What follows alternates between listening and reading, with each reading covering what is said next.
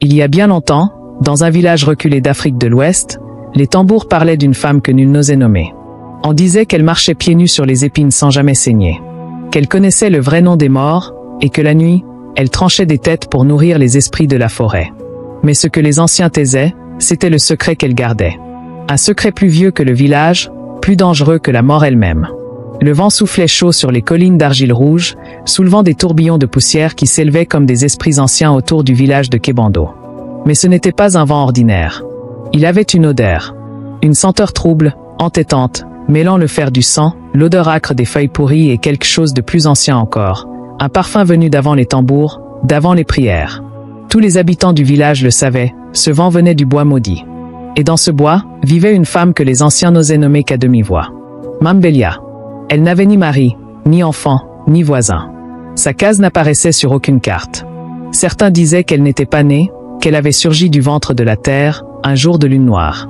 D'autres affirmaient qu'elle avait été belle autrefois, belle comme la pluie après la sécheresse, avant de vendre son reflet aux esprits du sous-monde en échange d'un secret trop puissant pour un cœur humain. Mais tous, sans exception, tremblaient à son nom. Les enfants de Kébando ne s'aventuraient jamais près du bois. Les arbres y poussaient de travers, comme s'ils tentaient d'échapper à quelque chose enterré sous leurs racines. Les animaux refusaient d'y entrer. Même les mouches évitaient ces sentiers. Chaque mois, durant la nuit du croissant descendant, une bête disparaissait. Une chèvre, un chien, un veau parfois. Et au matin, on retrouvait, soigneusement posé à la lisière du bois, un collier étrange, tressé de lianes noires et d'ossements blanchis. Personne ne le touchait. Ce n'était ni un avertissement, ni une offrande. C'était un pacte. Muet, ancien, inavouable. Une nuit, alors que la lune tranchait le ciel comme une machette d'argent, les anciens se réunirent autour du feu sacré. Les tambours s'étaient tus depuis le coucher du soleil, et même les grenouilles du marais retenaient leur chant.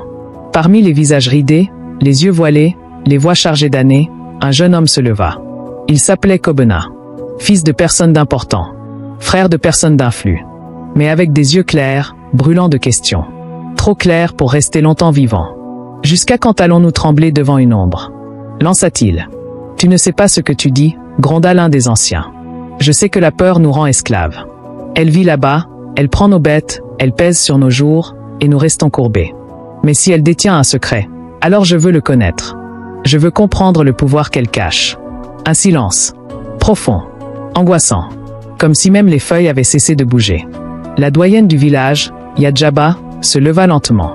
C'était une femme sèche, vieille comme le ciel, au visage tatoué d'encre rouge et aux yeux presque blancs. Un seul œil la regardait encore. L'autre avait été crevé par un esprit de la brousse, disait-on, après qu'elle eut tenté de déchiffrer un chant interdit. « Tu veux le pouvoir » siffla-t-elle. « Le vrai ? Celui qui déchire les âmes et remplit les tombes » Kobena ne baissa pas les yeux. « Je suis prêt. »« Non. Tu es jeune. Tu es fou. Mais puisque tu as parlé à haute voix, le bois t'écoutera. » Elle sortit de son pagne un petit talisman fait de peau et de griffes, et le jeta dans le feu. Une flamme bleue s'éleva, sifflante, et une odeur de chair brûlée envahit la place. « Va. Demain, à l'aube. Si tu franchis la lisière, tu ne pourras plus revenir, sans laisser quelque chose derrière toi. » Kobena hocha la tête. Il ne savait pas ce qu'il allait perdre. Il croyait encore qu'il n'avait rien à perdre. Le matin suivant, les coqs n'avaient pas chanté. Le ciel était gris, lourd, comme en deuil. Et Kobena s'était levé. Il n'avait rien emporté, sauf un pagne court, une corde à la ceinture, et un petit couteau. Pas pour se défendre, non. Juste pour se souvenir qu'il avait encore une main, un corps, un nom. La lisière du bois se dressait devant lui, sombre, courbée comme une bouche sur le point d'avaler un enfant. Il s'arrêta, respira, puis il entra.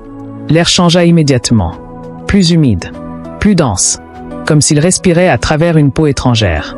Le sol n'était plus poussière mais mousse. Les arbres s'élevaient si haut qu'ils semblaient soutenir le ciel. Et partout, ce murmure, ce bourdonnement, ces voix chuchotées, comme des prières dites à l'envers. Kobena marchait. Il ne savait plus depuis combien de temps. Les heures n'existaient plus ici. Seuls ses pas comptaient. Et la chose invisible qui l'appelait. Soudain, il s'arrêta. Devant lui, une case. Non, pas une case. Une cabane, faite de bois noirci, d'os suspendus, de calebasses vides et de crânes pendus aux poutres comme des fruits morts. Le cœur de Kobena se serra. Il avait trouvé Mambelia. Il s'approcha. Frappa une fois. Silence. 2 fois. Le vent soupira. 3 fois. La porte s'ouvrit, toute seule. Kobena entra. L'intérieur de la cabane n'était pas noir. Il était vide de lumière. C'était comme pénétrer dans le ventre d'un être vivant. Chaque pas résonnait avec un écho épais, comme si les murs eux-mêmes respiraient lentement. Mais ce n'était pas cela qui glaça Kobena. C'étaient les têtes. Suspendues au plafond, empalées sur des piquets, alignées contre les murs, posées sur des étagères faites d'os. Des têtes humaines. Certaines aux yeux fermés. D'autres aux paupières entr'ouvertes. Et quelques-unes regardaient Kobena. Il aurait voulu crier, mais un poids invisible serrait déjà sa gorge.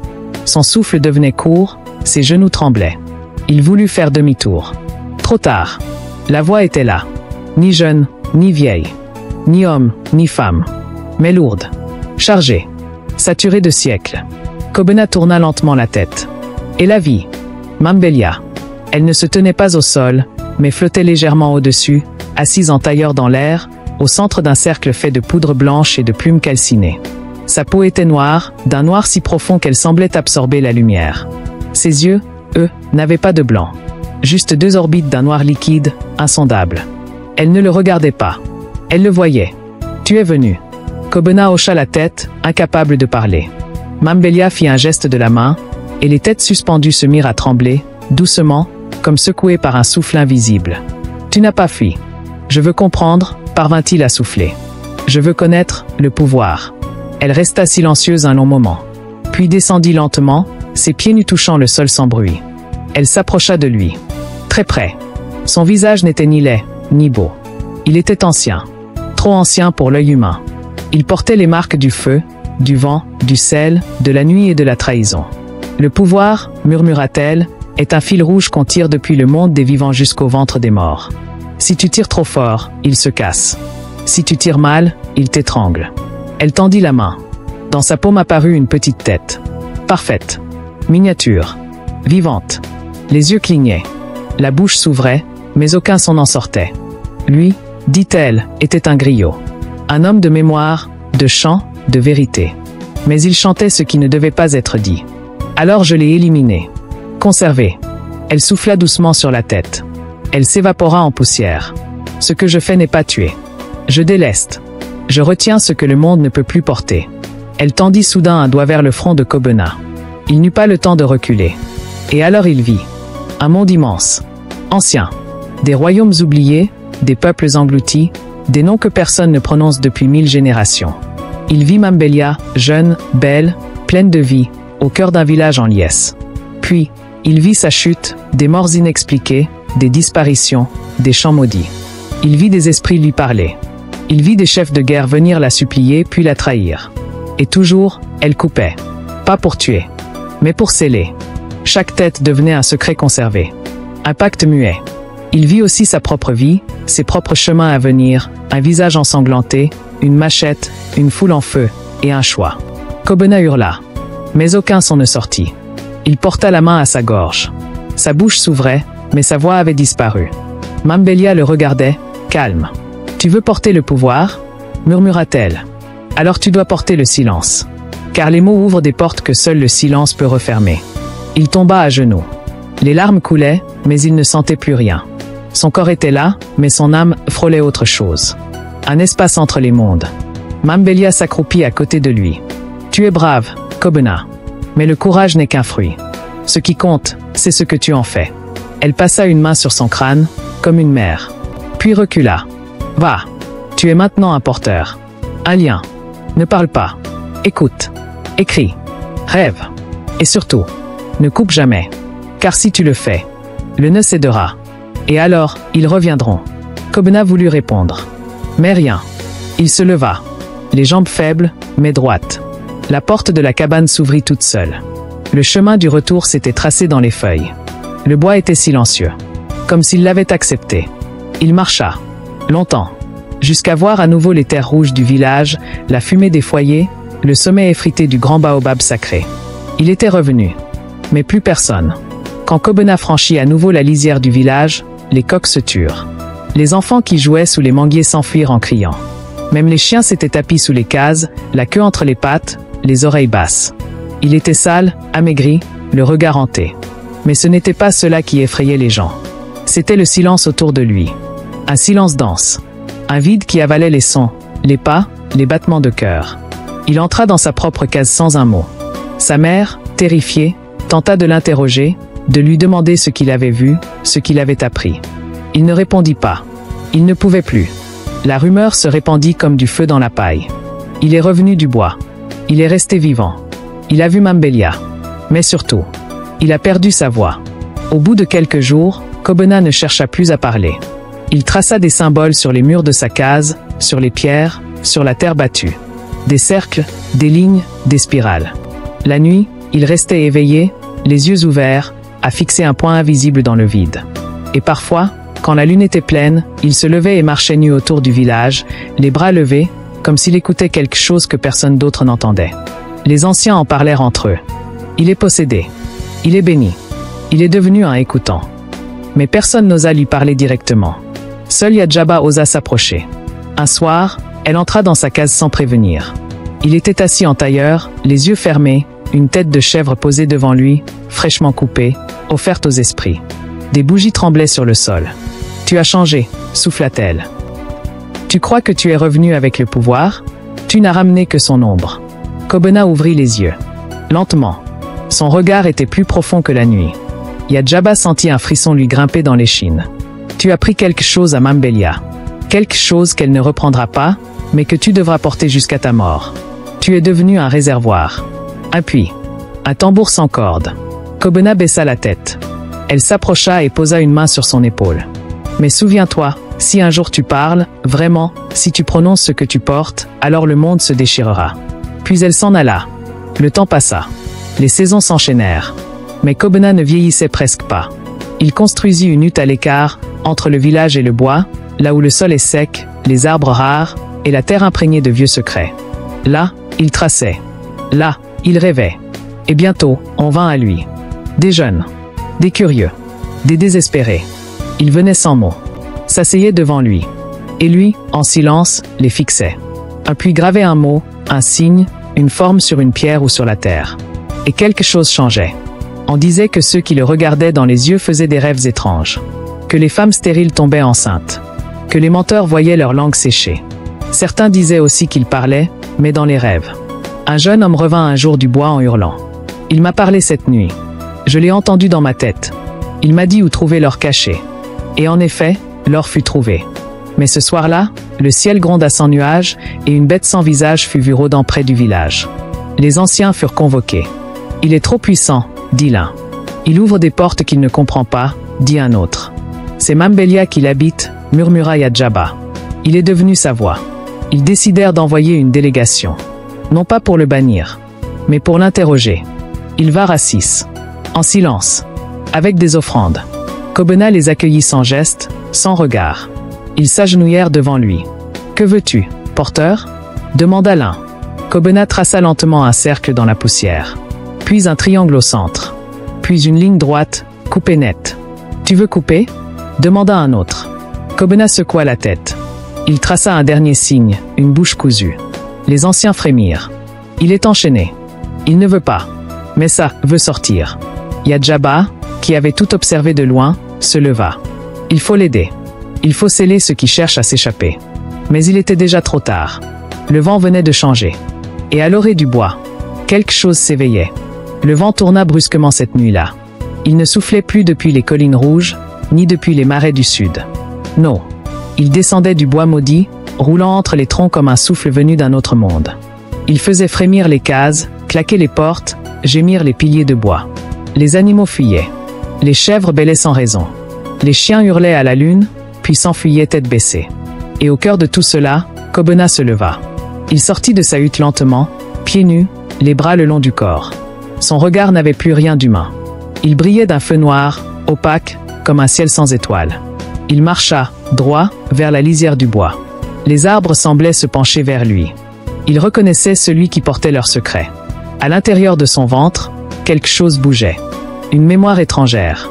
Une colère contenue. Une parole ancienne, encore non dite. Il tomba à genoux au bord du bois. Et pour la première fois depuis 1 an, il ouvrit la bouche. Mais il ne parla pas. Il vomit un cri. Un cri sans fin. Un cri composé de 1000 voix. Des pleurs d'enfants, des rires de vieillards, des chants de guerre, des lamentations d'esprit, des psaumes oubliés. Le sol trembla. Les arbres frémirent. Et dans le village, les tambours explosèrent de terre, brisés en deux. Yadjaba se redressa en sursaut. Elle sut. Sans même ouvrir l'œil. Sans même respirer. Il a parlé. Elle enfila son pagne, saisit sa canne gravée d'anciens symboles, et s'élança dans la nuit. Tout le village était réveillé. Les gens pleuraient sans raison, se tordaient, vomissaient des cailloux, des feuilles, des larmes noires. Les enfants rêvaient tous du même visage, une tête sans corps, suspendue à un fil d'or, chantant dans une langue oubliée. Quelque chose avait été libéré. Quand Yadjaba atteignit la lisière du bois, Kobena était toujours à genoux. Le sol autour de lui était craquelé. La terre saignait. Et derrière lui, dans le bois, une ombre immense se formait. Elle n'avait pas de forme nette. Elle bougeait, ondulait, comme fumée et chair mêlée. Mais ses yeux, eux, étaient là. Deux lunes mortes. Et sa voix, la voix de Mambelia. Tu as brisé le sceau, Kobena. Tu as ouvert la gorge de l'oubli. Tu as parlé, et maintenant, je reviens. Mais ce n'était pas un retour de chair. Mambelia n'existait plus sous forme humaine. Ce qu'elle était, n'était que lien, mémoire, force contenue. Et maintenant, elle envahissait Kobena. Ses membres se tordirent, ses yeux roulèrent, sa bouche s'ouvrit en grand, et des mots sortirent.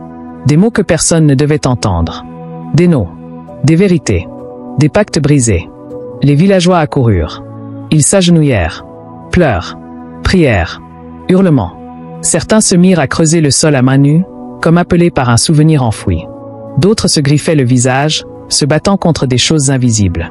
Yadjaba frappa le sol de sa canne. « Assez !» cria-t-elle. « Il faut refermer ce qui a été ouvert. » Mais il n'y avait plus de serrure. La parole avait jailli. Et comme l'eau d'une calebasse renversée, elle ne pouvait plus être contenue. Kobena se leva lentement. Ses yeux étaient blancs désormais. Sa bouche saignait. Et sa voix parlait toujours. Mais ce n'était plus lui. « Je suis la bouche des morts. Je suis la gorge du passé. Je suis celle qui a tout vu. Je suis pouvoir. » Et dans cette voix, ils l'entendirent tous. Mambelia. Elle ne revenait pas pour se venger. Elle revenait pour terminer ce qui avait été commencé il y a des siècles. Yadjaba fit un pas en avant. « Tu n'es pas toute puissante, dit-elle. Tu es liée au sacrifice. Si tu es revenu, c'est qu'il t'en faut un. » Oui, souffla la voix de Kobena. Un dernier. Le vent se tut. Et tous comprirent. Un sacrifice vivant. Un dernier corps pour refermer la plaie. Un autre pour enterrer à nouveau la parole. Kobena, ou ce qu'il restait de lui, tourna les yeux vers Yadjaba. Elle hocha lentement la tête. « Je suis la plus vieille. Je suis la mémoire. Et je suis fatiguée. » Elle s'avança, entra dans le cercle rouge sans former au sol. La voix s'éleva une dernière fois. « Que ton sang ferme la bouche. Que ton âme couse la gorge. Que ton nom devienne silence. » Yadjaba s'écroula. Et tout s'arrêta. Le matin se leva, lentement, timidement, comme s'il craignait de poser la lumière sur les ruines de la nuit. Le ciel était voilé, couleur de suie, et le vent s'était enfin tu. Les habitants du village sortirent de leurs cases l'un après l'autre, les yeux rougis, le souffle court. Un calme étrange régnait. Trop calme. Comme un monde suspendu entre deux respirations. Au centre du village, là où se rejoignaient les sentiers de poussière rouge, personne ne parlait. Kobena gisait au sol, paisible. Son visage, vidé de toute vie, portait pourtant une expression de paix, une paix effrayante, presque surnaturelle. Ses lèvres, refermées, scellées, semblaient avoir oublié jusqu'au sens du mot « parole ». La terre autour de lui était sèche. Aucun signe de lutte, aucune trace de sang. Mais Yadjaba, elle, avait disparu. Il n'y avait ni corps, ni vêtements. Rien qu'un petit cercle de cendres grises, parfaitement tracé, avec en son centre la canne de bois sculptée, fichée dans le sol comme un dernier mot planté dans la gorge du monde. Les anciens se réunirent en silence. Ils creusèrent une tombe modeste à l'ombre du grand baobab. Ils y déposèrent la canne, quelques plantes sacrées, un collier de dents de chien et une figurine d'argile rouge.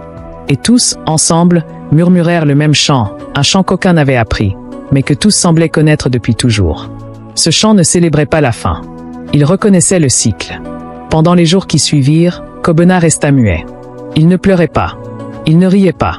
Il marchait dans le village, aidait à réparer les toits, à porter l'eau, à nourrir les chèvres. Les enfants l'observaient avec prudence. Les adultes ne lui adressaient pas la parole. Mais personne ne l'évitait. Car tous savaient. Il portait désormais la mémoire. Parfois, la nuit, Kobena se rendait seul à la lisière du bois. Il s'asseyait sur une souche, face aux ténèbres, et écoutait. Le bois ne parlait plus avec des voix. Il murmurait, autrement. Il vibrait. Et dans ces vibrations, Kobena entendait Mambelia. Elle n'était plus là, non. Elle était dedans. Dans la terre.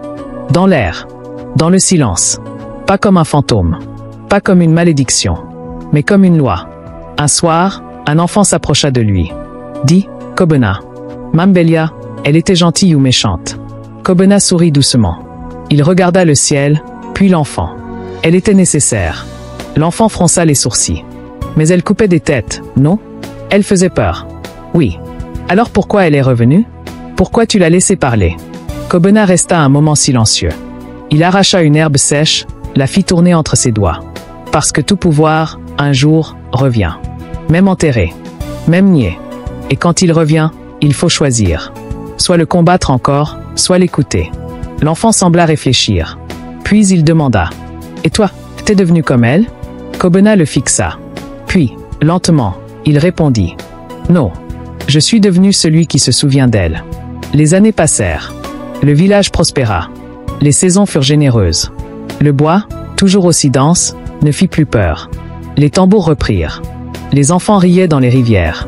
On reparla de semences, de mariages, de récoltes. Mais jamais, jamais, on ne prononça le nom de Yadjaba à haute voix.